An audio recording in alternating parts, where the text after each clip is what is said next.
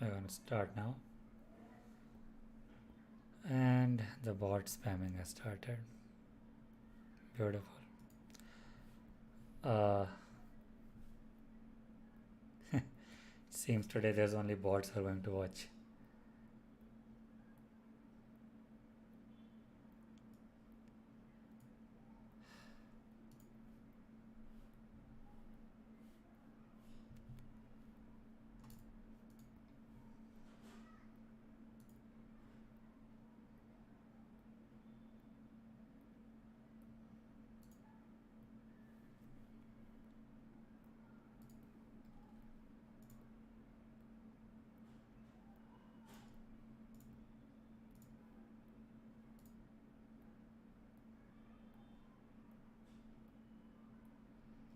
Oh wow, this is terrible. And it's shit. Hold on, let me try to do something about that.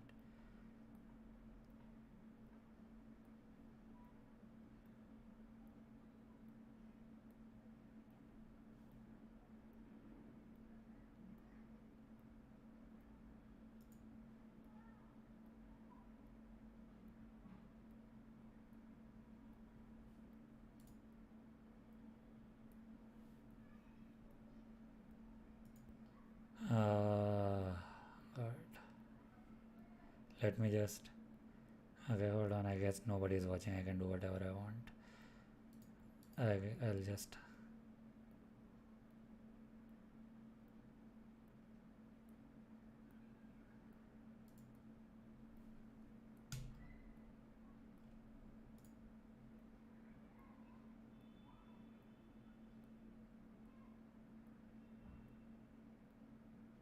Yep.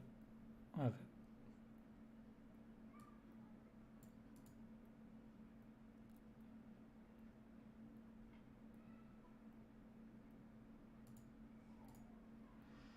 Alright. Yeah, that was a pretty bad spam. Why do people do this? Anyway, how is everyone doing? A bit low energy today. Uh, you know what? That's why I've scheduled. Yeah, sadly I had to send them away. I'm sorry. Yeah, this is not that kind of a platform. Uh, yeah, but I guess you can just open some other small streamers stream. I'm pretty sure they are getting spammed as well. Okay, yeah, Doom. Doom will do. We'll do Doom. In a little while. First, we'll talk about some interesting things. And is the lighting okay? Is it too dark? Should I? Is this too bright? I think this is too bright. Hold on. Yeah, I think today is a little. Yeah, today we'll have to tolerate a little. I guess this is fine. Now I have. Now I have like a notepad open in front of me, and that the light of the screen is illuminating my face. Very interesting. Uh, okay. Anyway, thanks everyone for joining. I don't know how many people are watching today. I don't have high hopes. Uh, but it's fine. Whatever I talk about, I will try to cut out segments from it and upload them as their own video, so to sort of um, make it more accessible. Because nobody wants to sit for 3 hours and just listen to one guy talk about like two things total. And you know what? If it starts getting too boring, I am just going to um, start playing Doom. What else? You know. But anyway, let me give me a few minutes. Let me just uh, spread the word at a few places, and then we'll start talking. Till then, I guess enjoy some more of my music. Or should I just put some royalty free music? I don't know, even putting royalty free music seems a bit bad. There's no reason for that.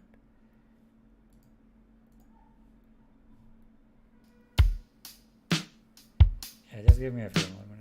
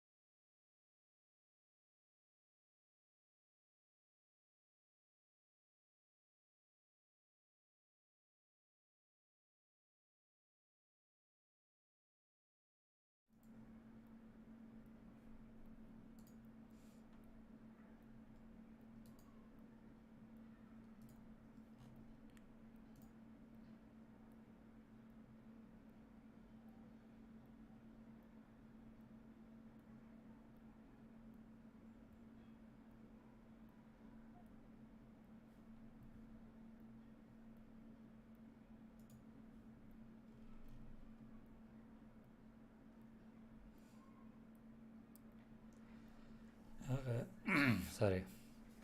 Uh,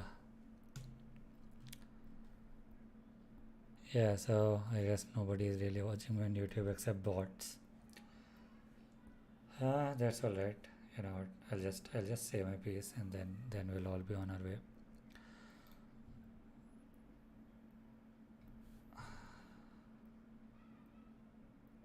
Hold on, my parents are asking मैं कहाँ live आ रहा हूँ.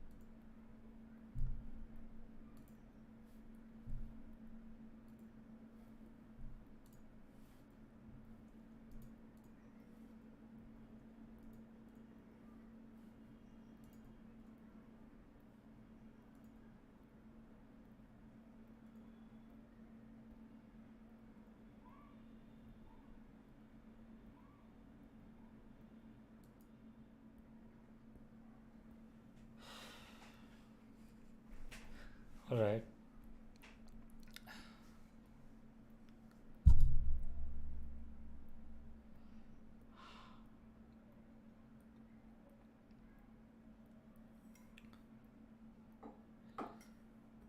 Well, let's hope there aren't any more spammers, uh, or bots, basically. All right. So, hello everyone. I am NKG.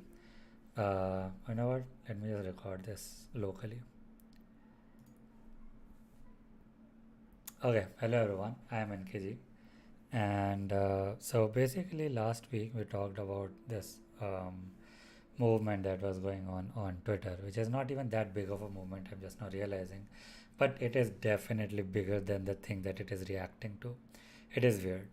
So basically, we talked about the hashtag marriage strike, which came sort of as a reaction to a certain case that is going on in Delhi High Court, right? And like there's this um, organization. I don't know if they're an NGO, but they clearly seem to be involved in like um, doing work towards some social causes. So there's this organization called the RIT Foundation that is that has filed a bunch of petitions with the Delhi High Court, including one which is they're requesting to strike down the a particular like exception in the section 375 of Indian Penal Code. So what is section 375 of Indian Penal Code? That is the section that defines uh, what constitutes rape, specifically in legal terms, and उसकी punishment का extent कितना हो सकता है and all that. So it's basically like the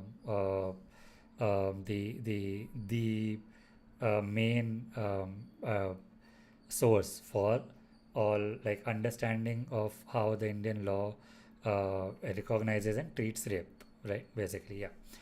And the exception is not in that law. The exception is in different sections. So this what we're talking about is section 375, and then you have a section I think three.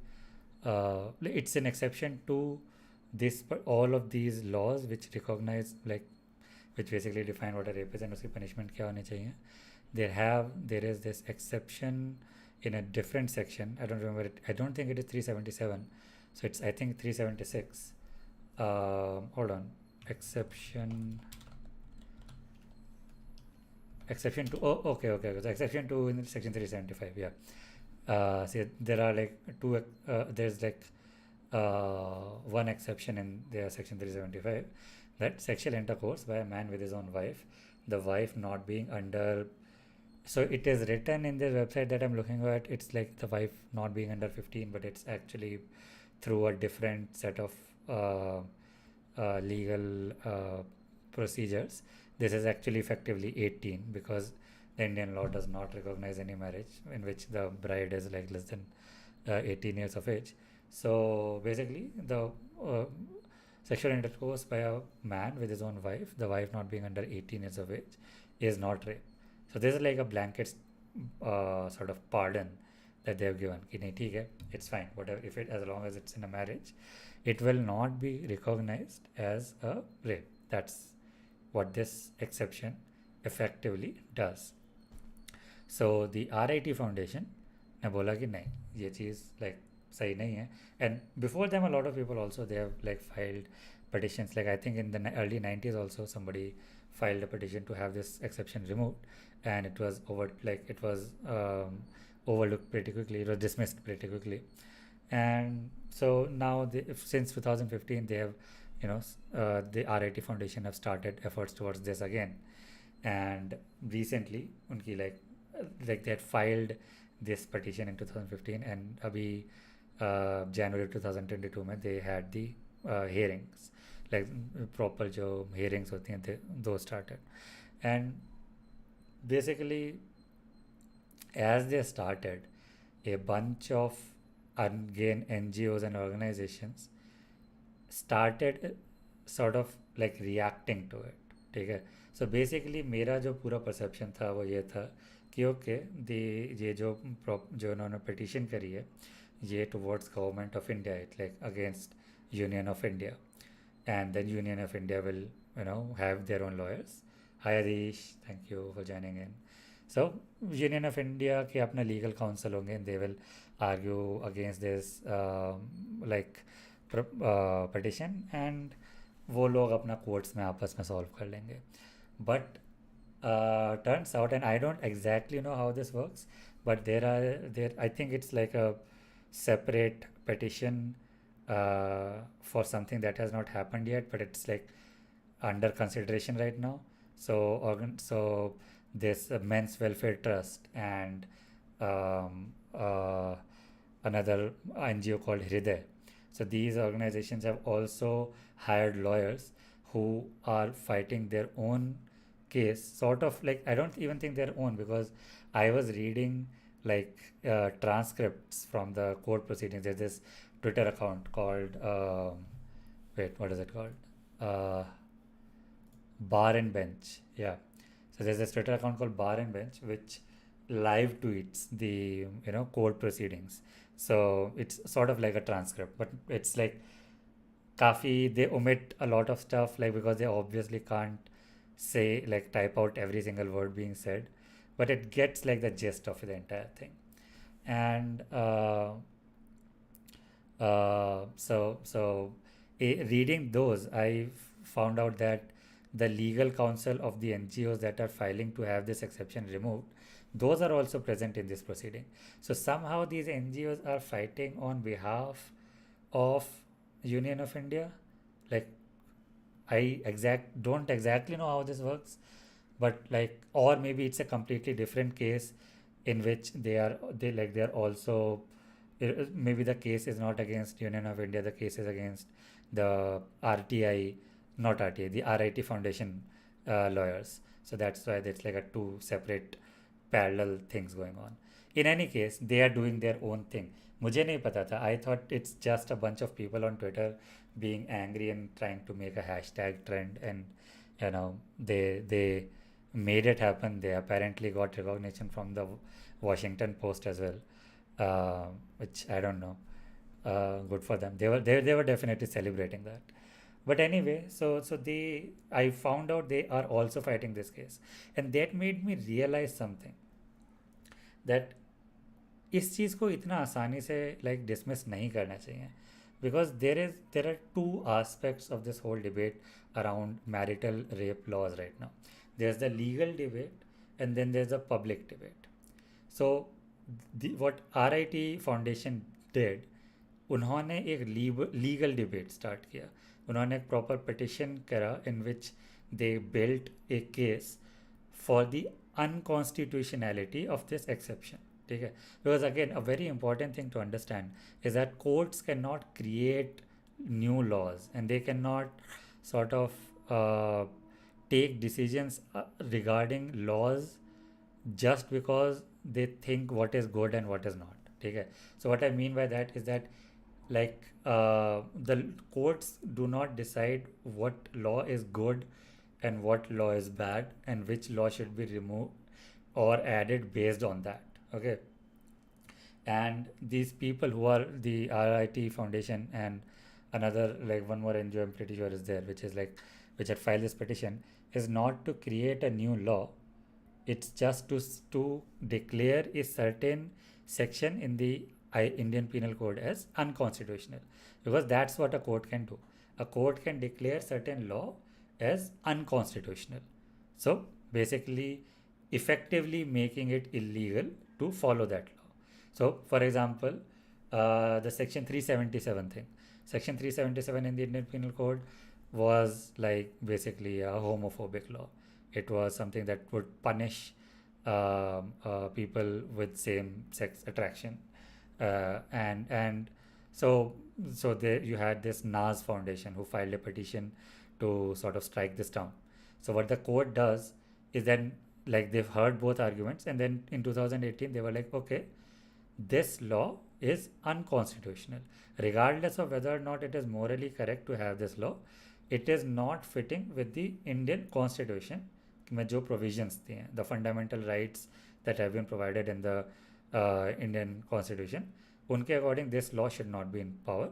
That's why we are effectively declaring this law as unconstitutional. Hence, based on this, nobody can be criminalized. Based on this, you can't use this as sort of a legal tool anymore.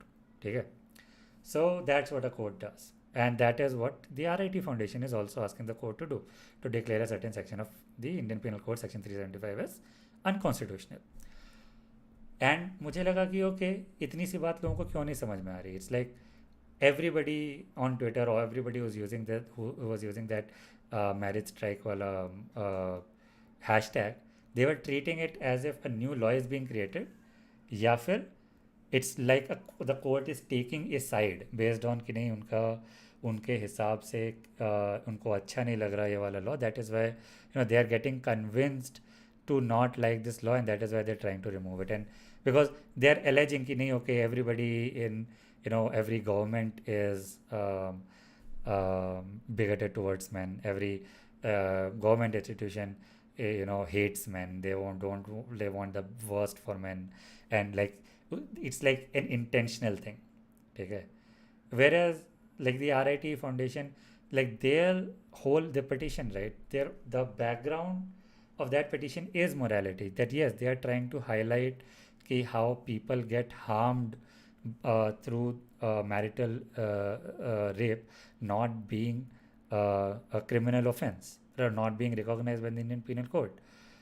In fact being exempted, it is being recognized and it is being exempted explicitly, and so much harm comes up from that, and that is like their foundation. But that's not their entire argument. Their entire argument, or like the core of their petition, is that this is unconstitutional, and since it is unconstitutional, their attempt is that to prove that it is without a doubt unconstitutional, and if it is without a doubt unconstitutional, then the court has to step in and strike it down, because that's again provided in the constitution.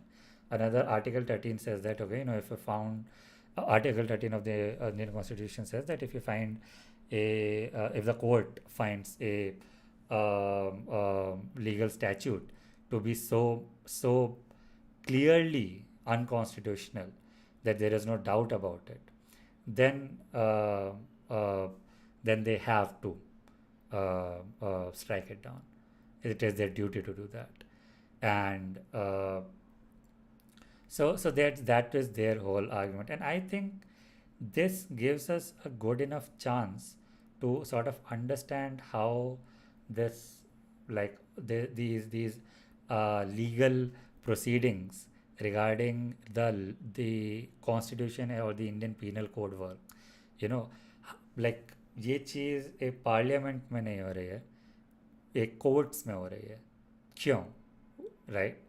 And like how does this entire mechanism work, and इसी चीज़ के through like how what like the actual legal arguments that are being presented are, and we'll talk about them and we'll think critically about those, because at again as I was saying कि publicly जो भी हो रहा है, the court cannot take public opinion into their hands, primarily because courts के जो judges होते हैं, the justices that preside over these big cases, they are not elected by us, right? So it is not up to them to decide what the public wants and act accordingly. तो Twitter पे कितना भी hashtag trend करा लो and कितना भी yell about it on social media, it's not going to affect that thing. And that is the thing that I want to explore just a little bit. ठीक है, because so I've already explained why. So I have introduced the original petition, what was the point of the original petition.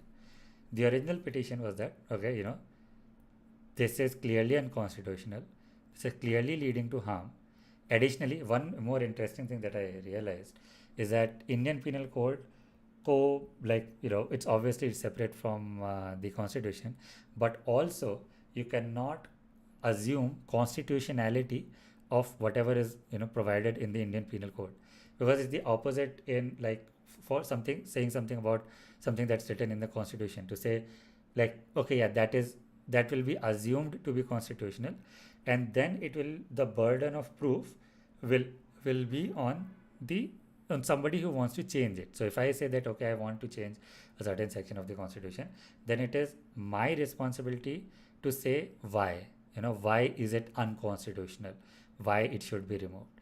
But in the case of the Indian Penal Code, if I say that okay, something written in the Indian Penal Code, the IPC, is unconstitutional, then it is the UI, the Union of India, the state basically. It's the state's responsibility to prove that no, it is constitutional. So, which is again something that they provided to bolster their case, and like there is this entire their entire petition, in fact, is available online, um, and you can actually go through it. I'll link it in the chats. So um,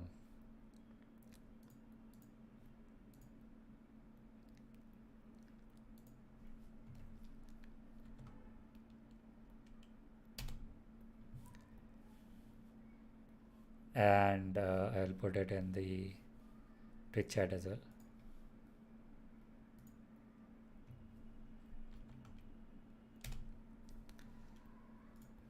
So yeah, basically, um, so yeah, it's about 6 pages, and we're not going to go through the entire thing.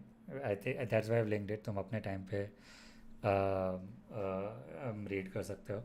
But basically, yeah, that's the thing. Now, the people who are in opposition to this amendment to the IPC, they are like कि ठीक है. uh, uh, yeah, they are like okay, but the thing is that yeah, let's actually go through what their arguments are, right? Let's explore that a little bit, because like in a more concise form. So let me just um,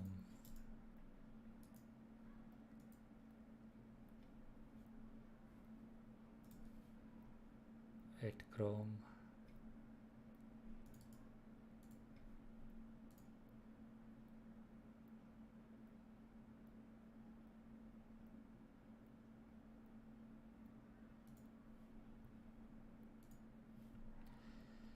Yeah, okay. So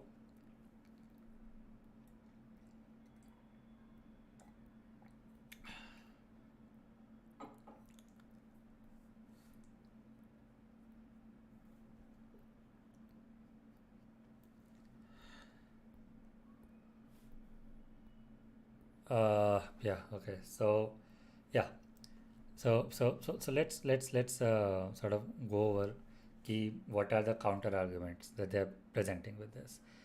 So first of all, yeah, let's talk about this, right? um, Advocate JSI Deepak, who's representing the Men Welfare Trust, made rejoinder submissions opposing the criminalization of marital rape before a bench of Justice Rajiv Shakder and Justice C.R.E. Shankar. Deepak submitted that a court cannot. Oh, by the way, yeah, it's also JSI Deepak.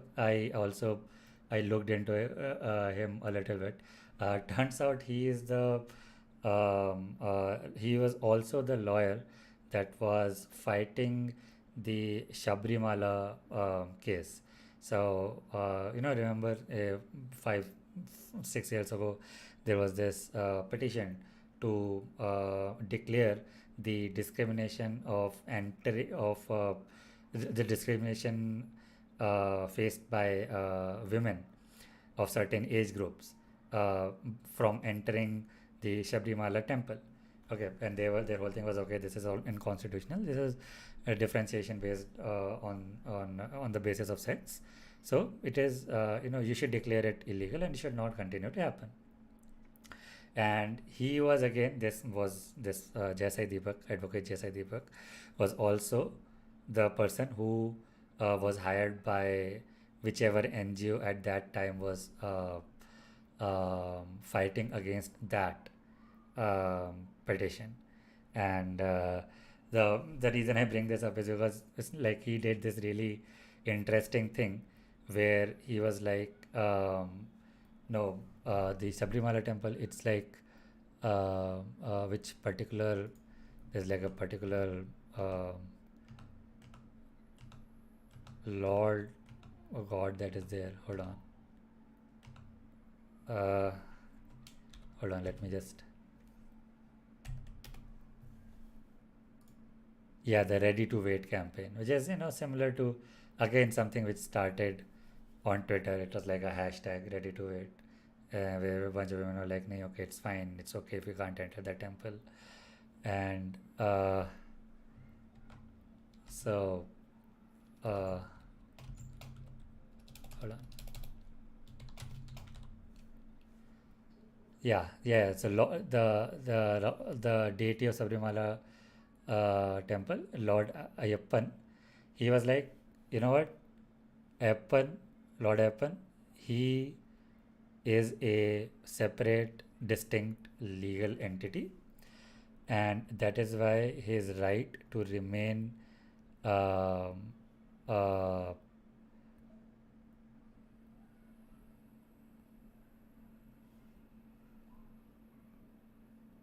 celibate, yeah, to his legal right to remain celibate should be respected by the government, and for which he got like some sort of praise from the judges as well. I don't know what that is about, but yeah. Also, if anybody is watching right now, can you tell that if you can read whatever I'm sharing on my screen? For me, it's like really low quality.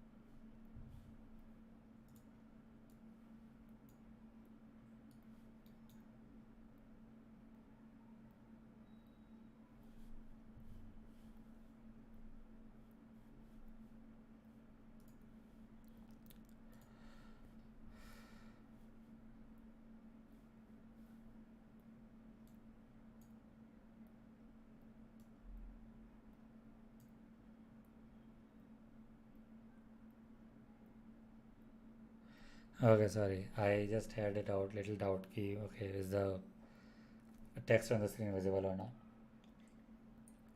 But anyway, yeah. Jaisai Deepak. Very, very usual suspect to pick up this case. Very interesting.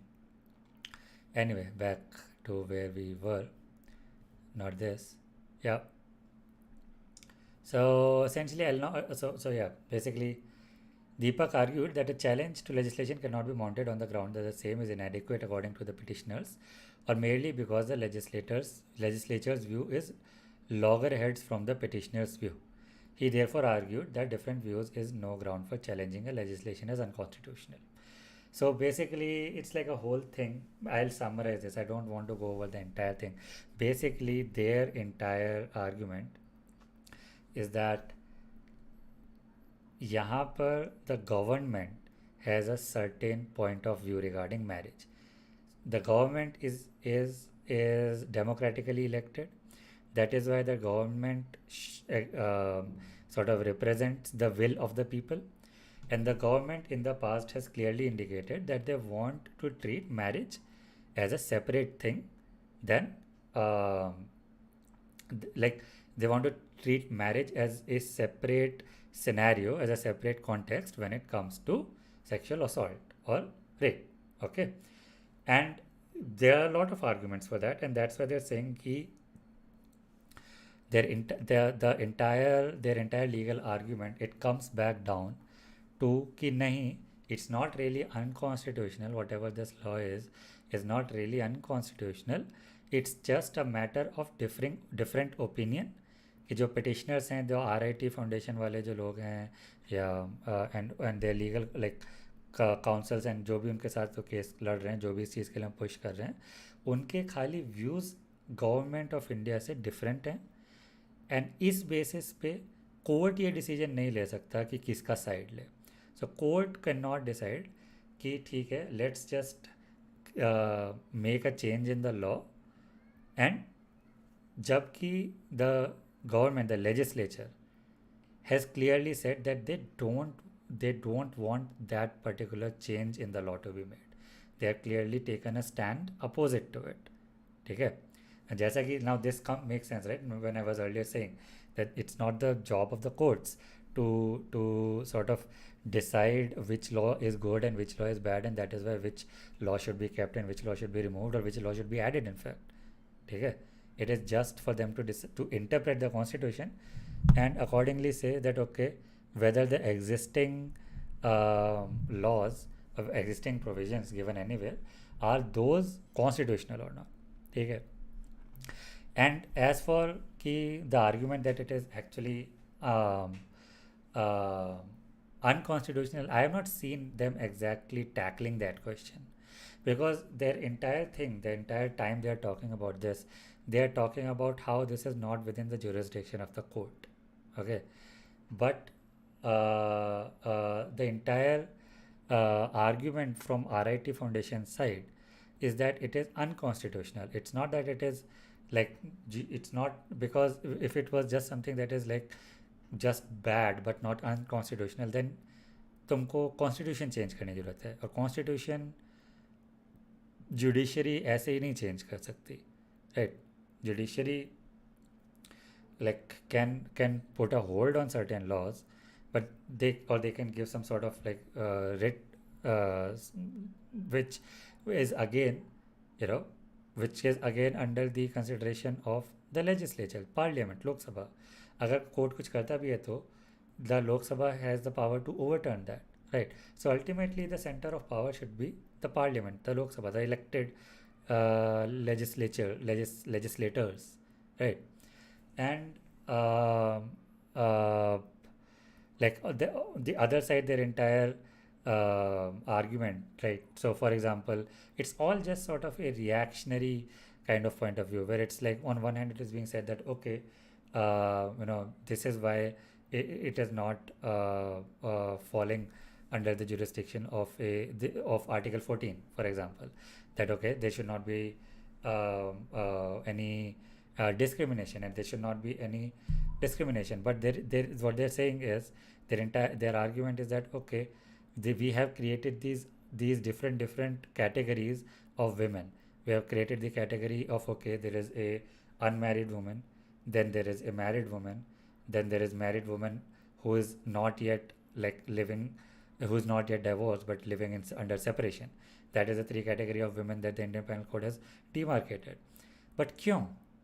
What's the point of this? What is the what sense does this separation make when it comes to legislating against rape? Like how, like if the point of creating the laws to criminalize rape is to reduce harm, then it does not make any sense to have these three categories, because the level of harm is the same for the women in these categories. Like there is no intelligible differentia here. That's the term that keeps coming up again and again.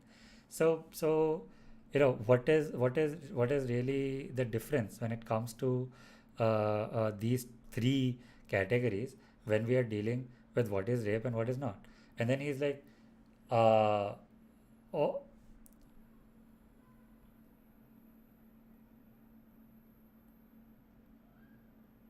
so yeah, let me read what their argument is. It's like, by submitting so, he argued that there is intelligible differentia in the manner in which various classes of offences, all of the offences being sexual in nature, are treated differently by the legislature. He pointed out that offences relating to marriage are dealt with separately in the Indian Penal Code under Chapter 10, whereas the offence of rape comes under Chapter 16, which deals with offences against the human body. Hence, it was advanced that there was an intelligible differentia within the penal code itself with respect to marriage.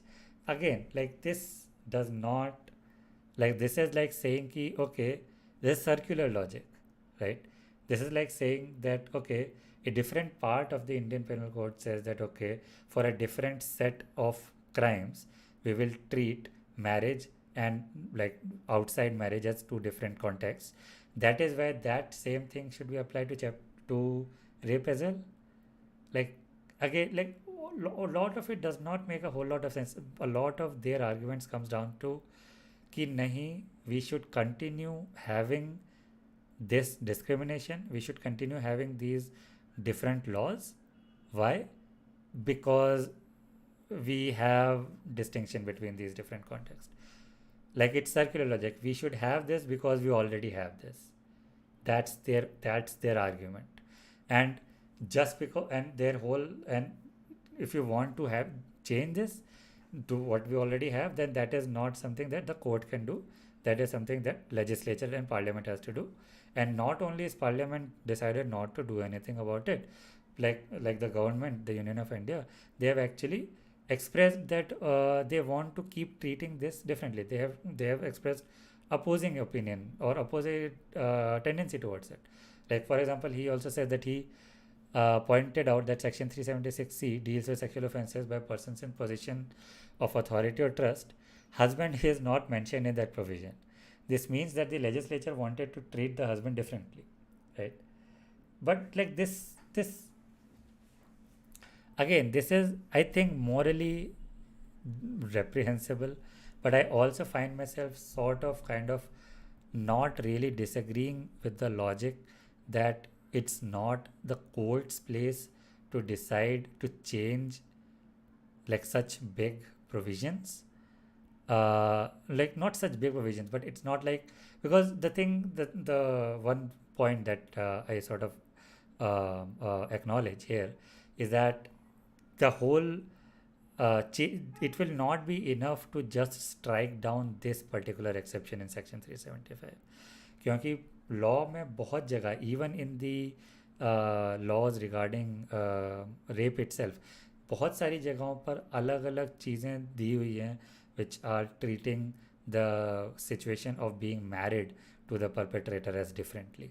ठीक है, बहुत सारे अलग अलग, and not just the Indian Penal Code, there's also like all this, CRPC and POXO and all that. Not POXO, because POXO is for children, but like there's a bunch of different places as well where it's like saying that yeah, this in the case of marriage, the laws are different. To which I can say that okay, those can then also be proven to be unconstitutional. Those can also be tried to be changed. Why? So that this is the entire argument is that not to change something because it is not already changed, which honestly does not make a whole lot of sense to me. And then of course there's this sort of insulting stuff where it's like, again, it's like a wife cannot compel the parliament to prescribe a particular punishment against the husband to satisfy her ego while seek to criminalize the act of marriage. Like it's just, yeah. And again, another angle that they're taking is that, oh no, marital rape is already criminalized. Look at all these places where you can interpret marital rape as a different crime and then have a different punishment for it. So uh, uh, again, like I also want to say that मेरा थोड़ा bias है. I have, like, from according to my personal moral framework, this it should be a no-brainer. This should be something which should be like, okay, yeah, you know, um, ये क्यों था ये वाला law, thank God somebody noticed this and is trying to remove it. And then of course, like, the third angle that they're taking, and also, yeah, about this, right? So their whole thing about that, okay, this is not under the jurisdiction of the courts, and the reason why they're saying is that this will basically create a new category of crime that the legislature has clearly, you know, is clearly expressed that they don't want that to be created, that category of crime to be created. Turns out the people who filed the petition on behalf of RIT, they already took into account this argument, and they were already like, no, actually it's not creating a new category of crime. It is just creating a it is just making the law consistent with the existing sort of spirit of the law, you know, because that's what they're doing. They're invoking, like, the reduction of harm as the reason for why there is a law that exists in the first place for criminalizing rape. And also, again, this the जो public में जो चल रहा है, ठीक है, the thing that's going on Twitter, the fear mongering, जो डरा रहे हैं, जो हवा बना रहे हैं जिस चीज़ का, वो है false cases, ठीक है. Everybody talks about how there's this section 498A, which is relating to cruelty at the hands of a husband, and something like there's another domestic violence act, there's a DV act separately. How, the rate of misusing these laws, like basically filing false cases based on these laws, is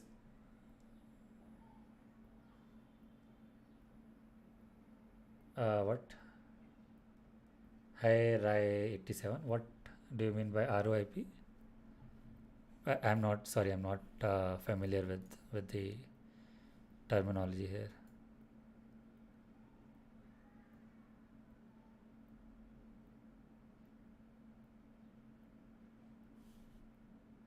Yeah, that's fine, but does ROIP stand for something? I don't know that. Oh, oh, oh, oh. Okay, sorry. Sorry. I'm sorry. I'm stupid. But yeah, thanks for your input. But yeah, as I was saying, uh, yeah, as I agree, right? 87. It is. Yeah, I am Indian. Indians are also polite, at least to foreigners. uh, but yeah, I agree, right? 87. That is something that is, like, for me it is a no-brainer. Like, it should be like, हाँ ठीक है, it is should have been removed there. And the people who are trying to oppose this, their entire angle is that, yeah, as I was talking about, they were like, okay, what about misuse? And yeah, they were talking about how there is, like, this rate of misusing this particular law through false cases, which I touched upon. um, yeah, okay. I I disagree with those moral prescriptions. I'm just talking about, like, okay, I am very, forget about the India thing. I am very polite. So, uh, yeah, this is like the weakest legal argument in terms of, uh, uh, yeah, thank you. The thing about misusing the law is the weakest legal argument, and they sort of preempted that in the law, in their own petition. They were like, okay, as far as the misuse angle goes, uh, uh, that is not a grounds to not have a law at all. So do you think, if there are a lot of false flag cases in terms of section 498A of the Indian Penal Code, do you think that we should not have that law? Like, that does not mean, because again, this was something that I was talking about in my previous stream, is that if you're saying there is a high rate of these cases being proven false in court, then it is already something that is being taken care of by the existing law. अगर कोई false cases कर रहा है, तो उन false case those false cases are getting proven false in the court, because that's the statistic that you are quoting. And first of all, that is also misleading, because not all the cases which are not ending in conviction, ending in sort of like a acquittal. Okay? They don't end with the person walking free because they are proved to be in the clear. They are the cases don't end in conviction because of out of court settlements. Okay? So now, so this is first of all a disingenuous picture, and then second of all, even if I take the thing that you're saying at face value, so what do you think happens after that? Do you understand that Indian Penal Code में गलत cases file करने के लिए already punishments हैं, and the court like regularly doles out these punishments to women who have falsely filed these cases. And also when you file a case, तुमको भी बहुत like effort or time or sort of trauma face करना पड़ता है when you're filing. Like, it's not like something that you just post something on Twitter and then the accused is the only one who has to sort of go back and forth to the court. ठीक है, सिर्फ उनको ही चक्कर नहीं लगाने पड़ते. It is on both ends. It is something that takes a lot of effort to fight these cases. ठीक है. And again, like, this is something that they sort of uh, again, they sort of preempted in their petition, that this is not a good enough argument. Like, let me pull that up. uh, Hold on. Yeah, the written statement directly challenges the oft sought defense of how the provision criminalizing marital rape is bound to be misused. The argument shows willingness of certain members of society to allow millions of women to suffer in silence simply because a law preventing their fundamental rights from being violated will be misused and thus shall not be passed. There exist sufficient remedies for misuse of law which aggrieved parties can turn to in case of false allegations. It is argued that if this weak excuse is to be resorted to, why must laws like the Protection of Women from Domestic Violence Act, like the DV Act that I was talking about, and the directions in this particular case requiring mandatory registration of FIRs in the interest of victims exist in our jurisprudence, right? So they have already taken care of that, and they have already taken care of the argument that this will create a new category of law, a new category of crime under law, and that is why it should not be followed through, right? uh, uh, but like that's the thing, it's not a new category of crimes. It is just having unifying a category of crimes. In fact, I think it's like, why have these arbitrary sort of random baseless distinction between, okay, rape is not as bad in this scenario but is very bad in that scenario, right? And there's this also a lot of weak defenses that I'm seeing, like a lot of weak attacks I'm seeing on this petition, which is like, okay, there is another section 377B, which is laying out the punishment for sexual assault done by somebody who was married to a woman but is not currently living together, like the woman is living independently. In that case, this becomes like a meaningless, right? Or even in section 375, there's a clause on what the definition of rape would be.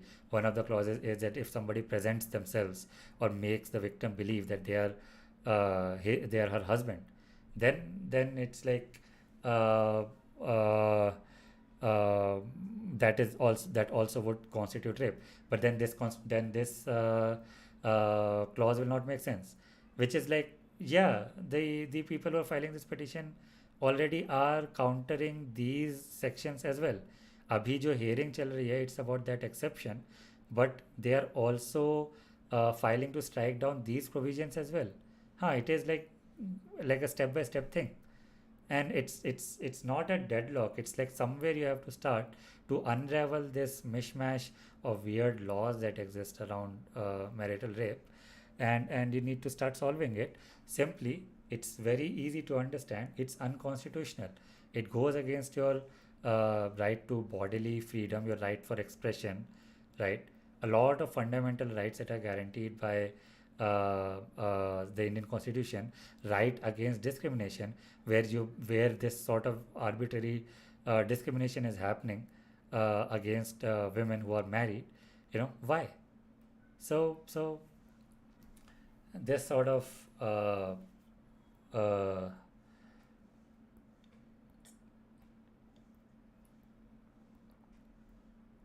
argument that's going on, and yeah, I don't know, because like there are a couple of sections in the petition that I did not find that, like did not make much sense to me. But again, मुझे ज़्यादा law पता नहीं है. But somewhere they say that, okay, um, um, like it's not a different kind of discrimination. It's just discrimination based on sex, based on the fact of how different gender roles are perceived in marriage, which is like not that strong. Like the core argument is that consent is the same in, like, across the board, whatever the context is. But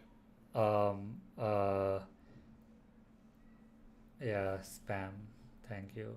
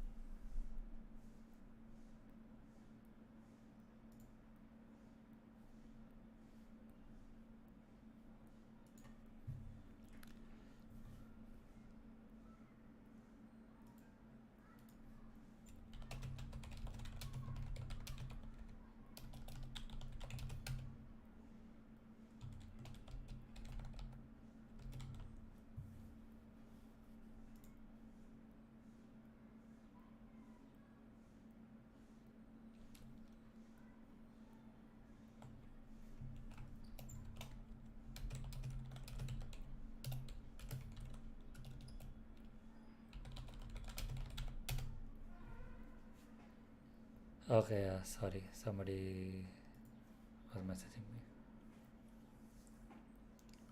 So yeah, that's the, like, gist of what I'm trying to say. It's even at a legal front, like, ज़्यादा strengthening लग रही है इस argument में. This whole thing is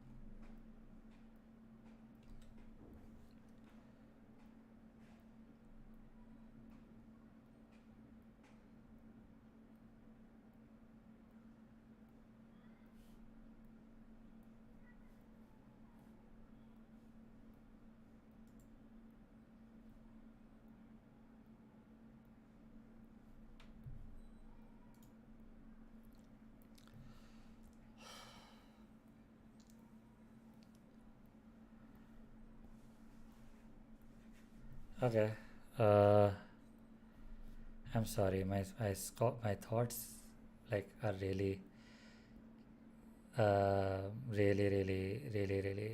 scattered right now. And yeah, I that this is the reason why I feel like I should like have like a script ready and not really do it on the fly, because I get distracted and I get sort of I lose my confidence. And this happens where I've like for this whole time I'm not talking at all. I'm just seeing if anybody is even watching me. But yeah, that's my whole sort of like the reason why I wanted to discuss this also is because we have learned a few things here, and we also learned about this thing, right? This whole appeal to remove this particular exception had been submitted by the Justice Verma committee. So this Justice Verma committee is what is cited by most men's rights activists as the worst crime done by feminists against Indian men, which was like not submitting to the government the request to make rape laws gender neutral, because even in the section 375 which we are talking about right now, the perpetrator is always assumed to be a man. So it says like if a man does so and so, then whatever the crime is. So like this is the this this Justice Forum committee, uh, they don't even know the name yet, but this lives in the heads of Indian men's rights activists, rent free. And will we, in the maybe in a future stream, I can tackle this as well. But I feel like this topic is running out of steam. I feel like both on Twitter, both on social media, and like legally, it's not really a strong enough counter movement where it's like achieving anything. It's like 70% of it is just people lying, and 30% of it is a little bit of genuine concern, which can be addressed very easily if you understand the opposite side as well. So, concern about, okay, maybe the court should not sort of go counter to the what the government wants, right? What the legislature has decided, the democratically elected parliament has decided. Maybe the court should not go against that. Maybe the right way to do this is to have somebody, to have this as a bill in the parliament. And because again, this an average person does not understand constitutionality, non like or unconstitutionality. Most of us have not read the constitution or like studied it. It's not even enough to read it or even like studied it. Okay, for us to be able to decide that, okay, what falls under the category of constitutional and, and unconstitutional. And of course the interpretations change with time. So what would be, even the constitution, if it remains the same, लोगों के perception change होते हैं, and the entire sort of counter to this petition hinges on the fact that no, there are two points of view. It's not as if this is a clear cut sort of distinction. This is not like a clear cut case where it's unconstitutional. It's something that the legislature disagrees with the petitioners on. And if there is a disagreement, just because there is a disagreement on what is constitutional and not unconstitutional, the court cannot decide that to go with the petitioners. But that's the whole thing. The court can decide what is unconstitutional. It's like saying that, okay, no, you like the only, like, this is the only sort of argument that holds any water is to not go against the government's opinion on this, because the government is democratically elected. And like that, and when I say it holds any water, I mean in a technical sense. Because if you ask me, in my opinion, this does not make sense. Okay? If it is something that is clearly harmful, it is clearly not in accordance to the spirit of the law and the provisions given in the constitution, then The court should be able to decide it, because it's not like, okay, the people should agree, like it's for something to be bad. Okay, it's not like the people should come together and say that, okay, yeah, now we recognize something bad is bad. If something bad is bad, if something is immoral, harmful, illegal, like not illegal but criminal in a moral sense, then if the petitioners are able to successfully argue on these points, if they're able to successfully prove on these points that even though the public opinion is not aligning with these values, but these values are something that the that is good for the nation according to the laws laid out by the nation, according to the rules laid out by the nation, then it's something that the court should step in and should take action on.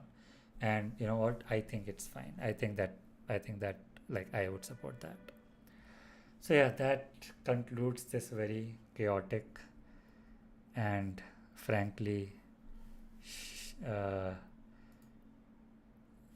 not that great segment.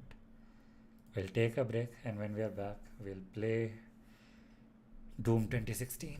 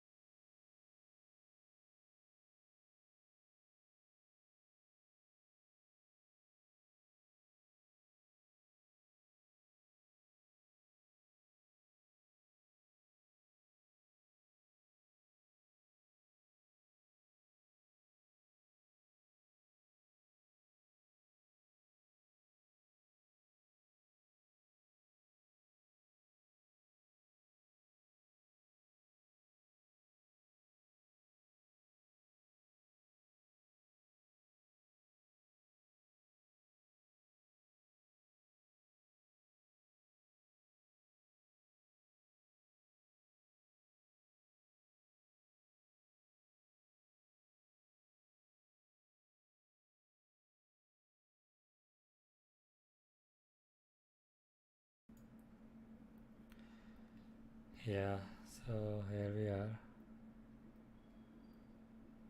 and let me also put the chat here.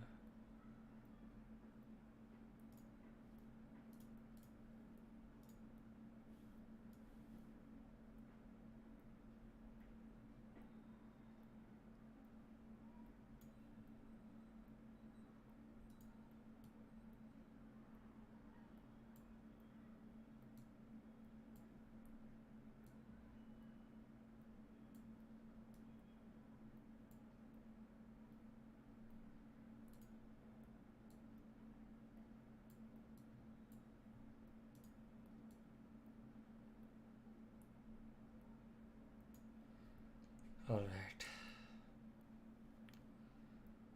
time for some doom.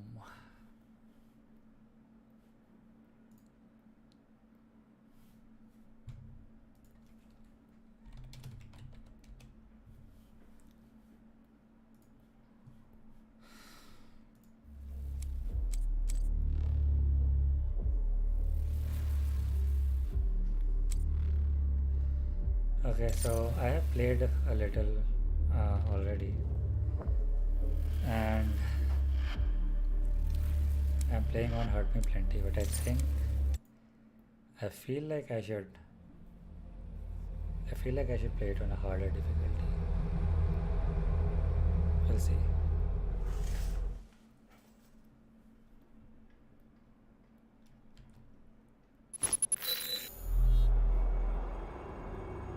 Okay. So yeah, so I have I have fallen into hell while trying to stop. Is the frame rate fine? If anyone is watching.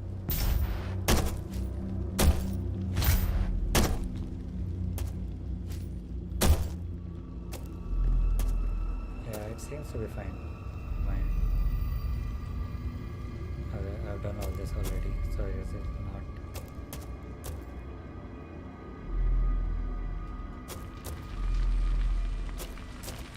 Okay, let's go.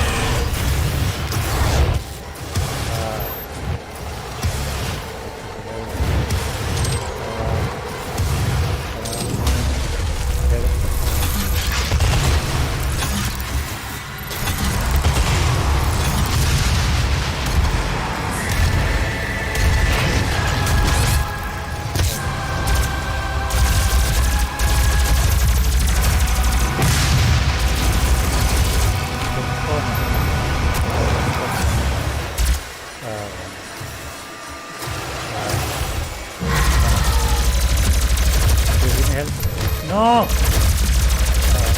You can help.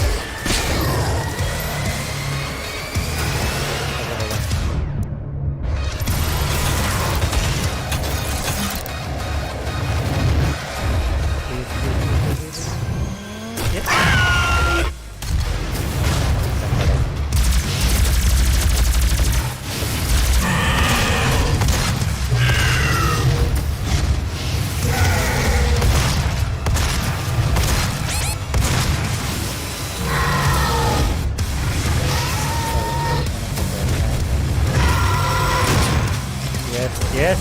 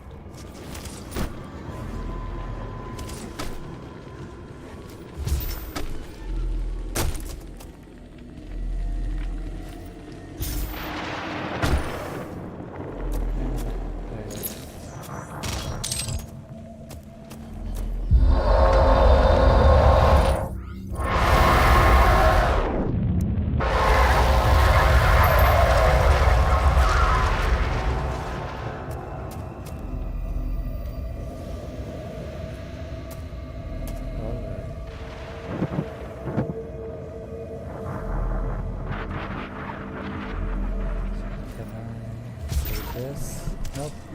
Oh, again. Nice.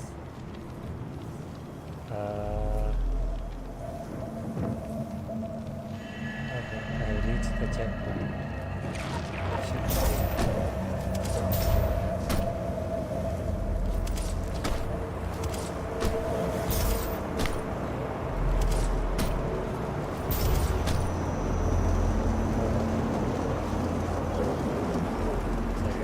Trigger slot. Let me select my regular slot.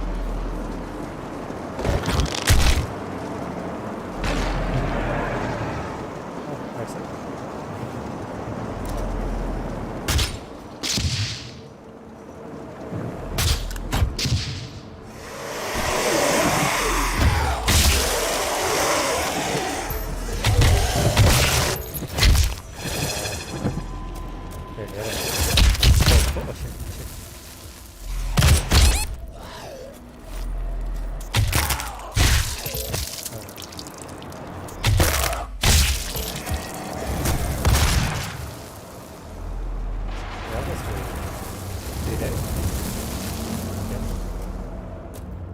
For these teleporters, I guess if I had played like the original Doom, I would have known about these.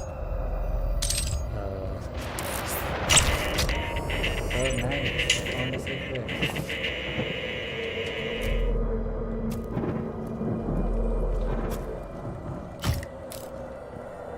Wait, which gun do I have? Heavy assault rifle.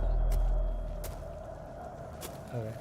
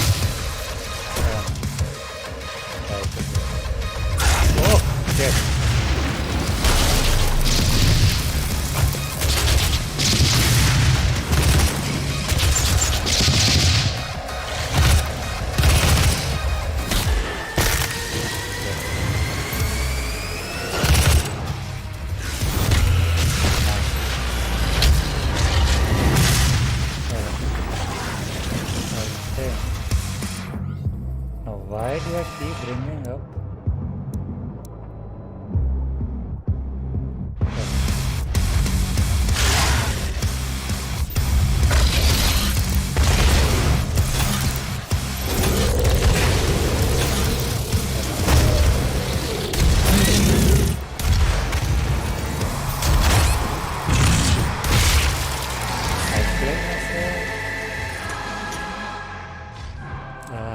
Load from checkpoint.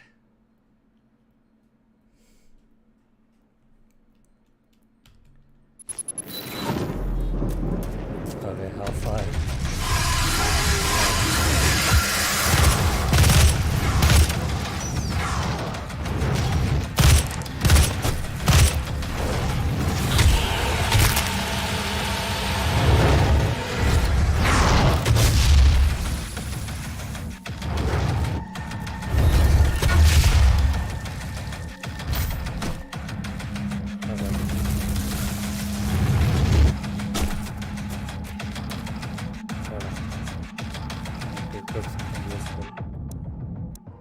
Super shotgun? Let's go super shotgun.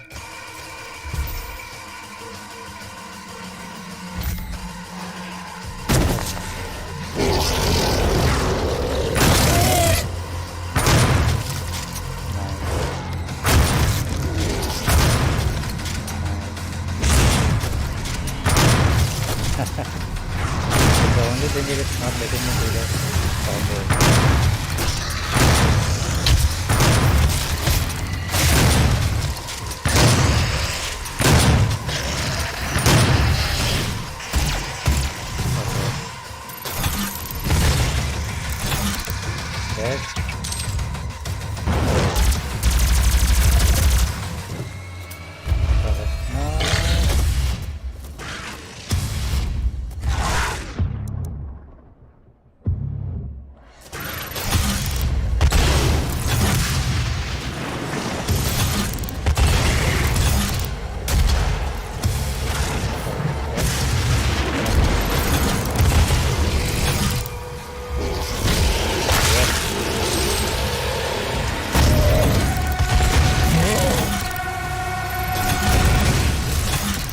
Okay.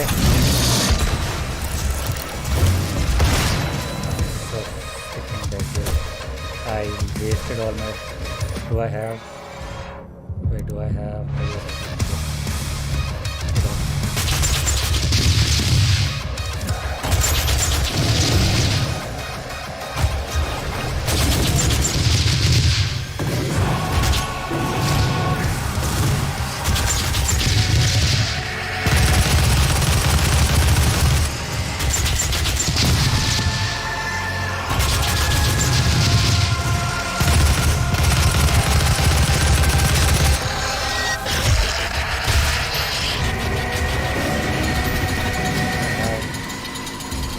Hello.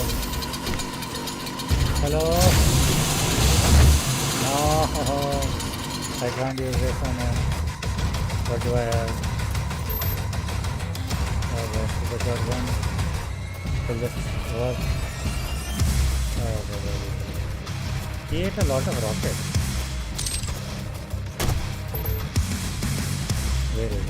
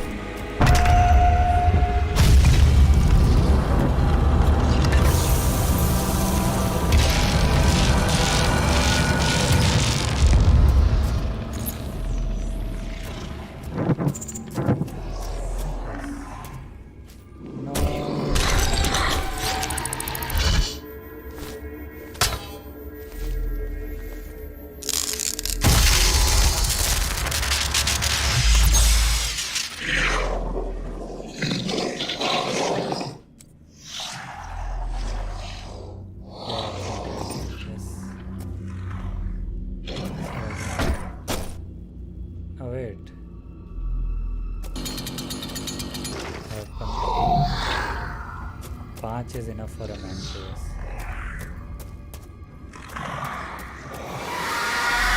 Oh, was that a jump scare?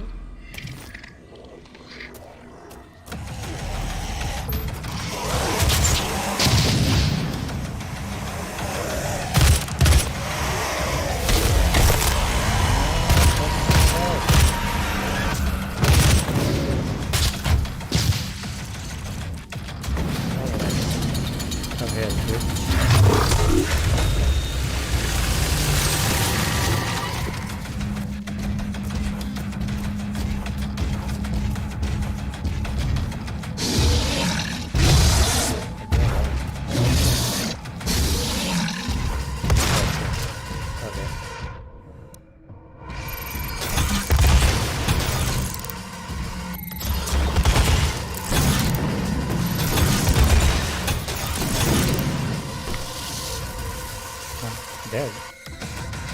That's it. That is it. That's badly good.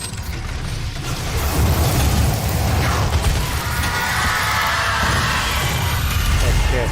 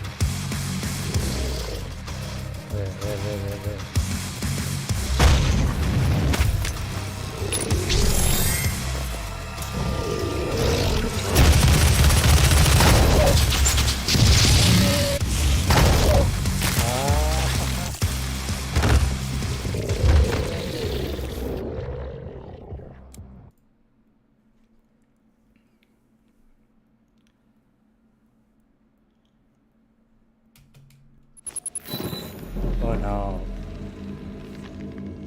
Uh,